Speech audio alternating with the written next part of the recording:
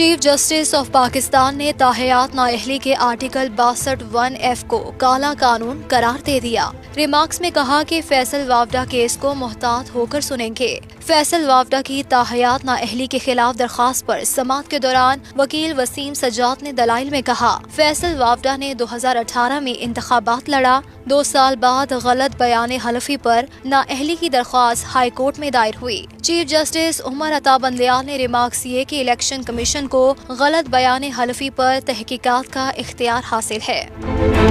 Chief justice نے remarks میں کہا کہ سپریم کورٹ الیکشن کمیشن کے تاحیات نااہلی کے حکم کو کالعدم قرار دے بھی دے، حقائق تو وہی رہیں گے۔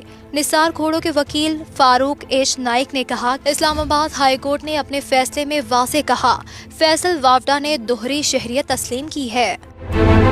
چیف جسٹس نے ریمارکس میں مزید کہا، اس کیس میں سوال بس یہ ہے کہ الیکشن کمیشن تاحیات نااہلی کا حکم دے سکتا ہے یا نہیں۔ مزید سماعت 6 اکتوبر تک ملتوی کر دی گئی۔